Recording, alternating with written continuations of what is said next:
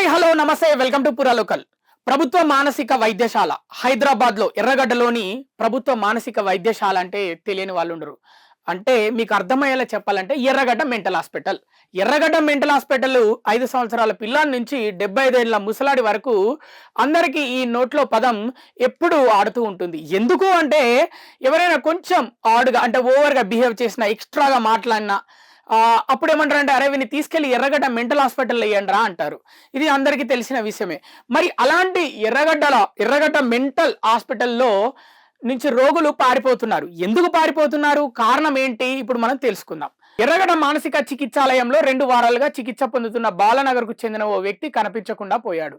చికిత్స కోసం ఇటీవల ఓపీకి తీసుకురాగా తప్పించుకొని పారిపోయాడు. అంటే అవుట్ పేషెంట్ విభాగానికి తీసుకొచ్చినప్పుడు పారిపోయిందంట. ఇలా ఆసుపత్రిలో చికిత్స పొందుతున్న అవుట్ పేషెంట్ విభాగానికి వచ్చిన రోగులు తరచూ పారిపోతున్నారంట. ప్రతి నెల ఒకరిద్దరు రోగులు తప్పించుకోవడం సర్వసాధారణమైంది. ఆసుపత్రిలో కట్టుదిట్టమైన భద్రత, చుట్టూ ప్రహరీ గోడ లేకపోవడంతో రోగులు తప్పించుకోవడానికి అవకాశం ఏర్పడుతుందని తెలుస్తుంది.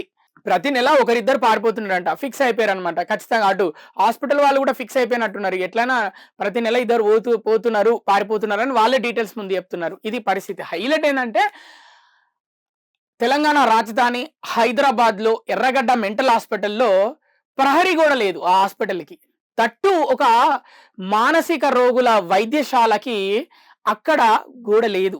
ఇక దానికి గోడ లేకపోతే మరి పారిపోక ఏం చేస్తారు? అసలు పెద్ద గోడ ఉండాల్సిందే దానికి, ఆ హాస్పిటల్కి. అలాంటి హాస్పిటల్కి గోడ లేదంట. ఇది పరిస్థితి అనమాట.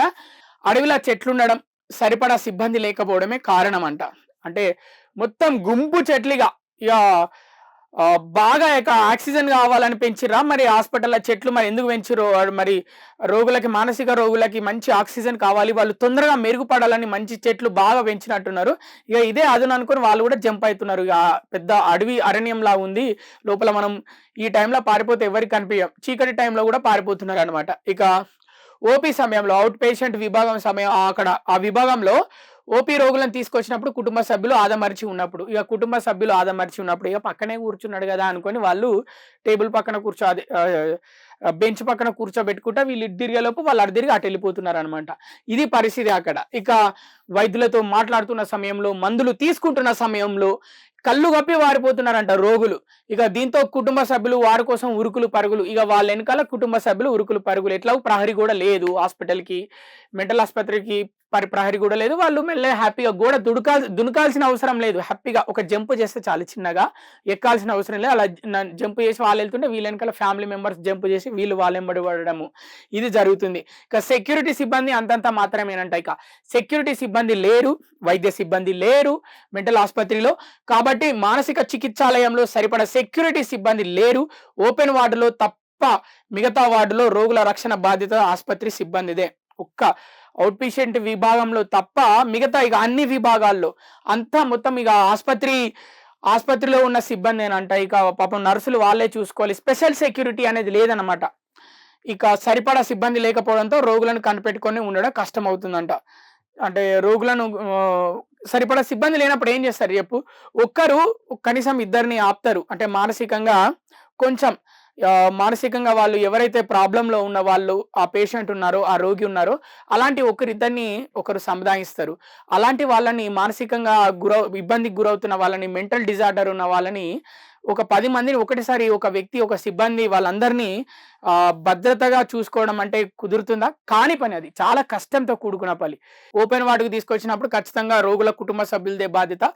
ఫ్యామిలీ మెంబర్స్ వాళ్ళతో ఎప్పుడు ఉండాలన్నమాట. ఇక వాళ్ళు ఒక్కొక్కసారి రాత్రిపూట లేస్తారు, 12 గంటలకి లేచి అరుస్తారు. అప్పుడు కూడా ఫ్యామిలీ మెంబర్స్ ఉండాలి, అక్కడ సిబ్బంది ఉండరు.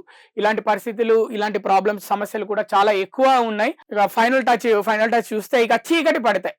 ఇది హైలైట్ మ్యాటర్. ఇక చీకటి పడితే ఏం జరుగుతుంది మెంటల్ ఆసుపత్రిలో, ఎర్రగడ్డ మెంటల్ హాస్పిటల్లో? మానసిక చికిత్సాలయంలో దాదాపు 300 మంది ఇన్పేషెంట్లు చికిత్స పొందుతున్నారంట. 300 మంది ఉన్నారు ఇప్పటికీ దాంట్లో. ఎర్రగడ్డ మెంటల్ హాస్పిటల్లో 300 మంది చికిత్స పొందుతున్నారు ప్రజెంట్.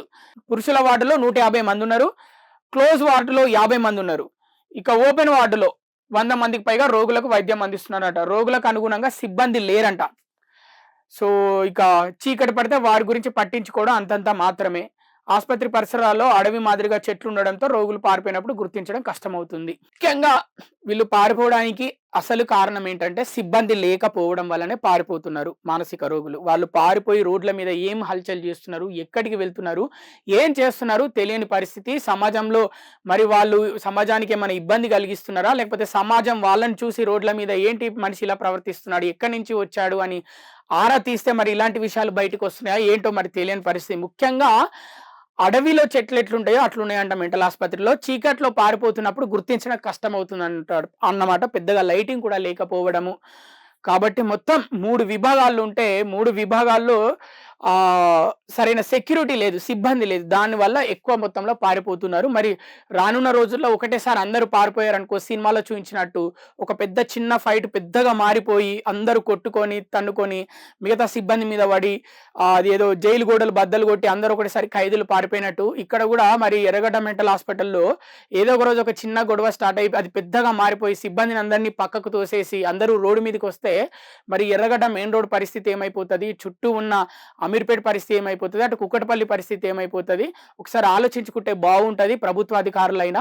మరి దీనిపైన కొంచెం ప్రత్యేక శ్రద్ధ వహించి ఒక పెద్ద ప్రహరీ గోడ మొత్తం ఆస్పత్రి కవర్ చేసేలా ఒక పెద్ద ప్రహరీ గోడ కట్టించి వాళ్ళ రక్షణకై ఎప్పుడు ప్రభుత్వం చర్యలు తీసుకోవాలని అందరూ కోరుకుంటున్నారు. ఇది ఎర్రగడ్డ హాస్పిటల్‌కి సంబంధించి అప్డేట్. చూస్తూనే ఉండండి పూరా local. Your choice for local voice.